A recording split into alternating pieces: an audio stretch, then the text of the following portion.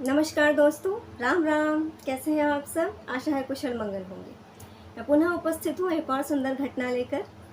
ये घटना मैंने स्वयं किसी सत्संग में किसी संत महाराज जी के मुख से सुनी थी। शायद आप लोगों ने भी सुनी हो या यूट्यूब पर इसके कुछ वीडियोस भी हो। मैं पुनः सुना रही हूँ। ये कथा बहुत सुंदर है और रीसेंट है, मतलब ये आज़ादी के बाद की घटना है, आज़ादी भारत के बाद की घटना है। इसीलिए तो शायद आप लोगों को अच्छी लगी, इसलिए सुना रही हूँ। होता क्या है कि एक वैद्य जी होते हैं, मतलब एक चिकित्सक होते हैं। उनका एक नियम होता है। वो प्रभु भक्त थे। प्रभु को समर्पित होता है। उनका नियम ये होता है कि उनकी पत्नी रोज़ उनको लिस्ट देती थी सामान की, ये सामान चाहिए। वो सामान का पूरा टोटल हिसाब किताब करते थे। जितने पैसे बनते थे, जितने पेशेंट आते थे उस दिन, जब तक उतने पैसे उनको पेशेंट से मिल जाते थे, उसके बाद चाहे कोई भी आए, कितना ही बड़ा व्यक्ति आए या कितना ही गरीब व्यक्ति आए, वो एक पैसा नहीं लेते थे। वो प्रभु से कहते थे बस आज की ज़रूरत पूरी हुई, अब सेवा। वो ये करते थे। अब ये उनका जीवन भर का नियम था, ठीक है। अब ऐसे करते करते दिन व्यतीत हो रहे थे। एक दिन उनकी पत्नी उनको एक लंबी सी लिस्ट देती है, ये सामान, और सबसे नीचे एक लाइन लिखती है। वो लाइन जब वैद्य जी पढ़ते हैं तो उनको थोड़ा सा माथे पे शिकन आती है। इसके पहले तक कभी ऐसा नहीं होता था। वो लाइन ये थी कि 4 दिन बाद पुत्री का विवाह है, तो ये सारा सामान चाहिए, ये सारा आयोजन कर लेना। अब उन्होंने कभी सेविंग तो की नहीं, कभी संग्रह किया ही नहीं। ज़रूरत की चीज़ें वो पूरी कर देते थे। अब वो नीचे उसी पर्ची में उसके आगे एक लाइन लिख देते हैं कि ये प्रभु का कार्य है, ये प्रभु को समर्पित, प्रभु करेंगे, ठीक है।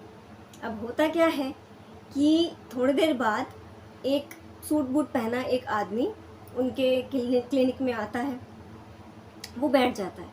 वो मतलब चेकअप नहीं करवाता, बहुत देर से बैठा हुआ होता है। तो जब काफ़ी पेशेंट्स आए जाए चले जाते हैं, तब वो कहते हैं कि श्रीमान, आपको यदि कोई औषधि चाहिए तो बता दीजिए, खुद के लिए चाहिए या किसी और के लिए चाहिए वो भी बता दीजिए, मैं आपको दे दूँगा।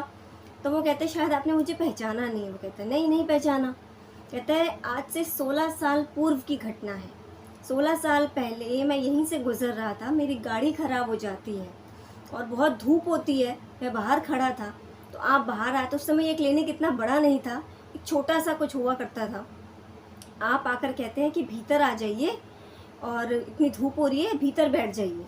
आपने मुझे भीतर बिठाया था, पानी दिया था, भोजन दिया था, और उस समय पे आपका कार्य लगभग हो चुका था, पर आप मेरे लिए रुके हुए थे, मेरे लिए बैठे हुए थे, क्योंकि आपने मुझे एक अतिथि का सम्मान, एक अतिथि का सत्कार दिया था।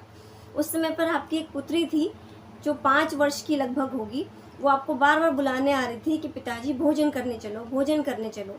आपने उससे कुछ कहा नहीं, पर आप संकोचवश बस इतना ही कह रहे थे कि तू जा, मैं बाद में कर लूँगा। आप इसलिए रुके हुए थे क्योंकि मैं वहाँ था। तो बोला ये घटना मेरे जहन में रह गई।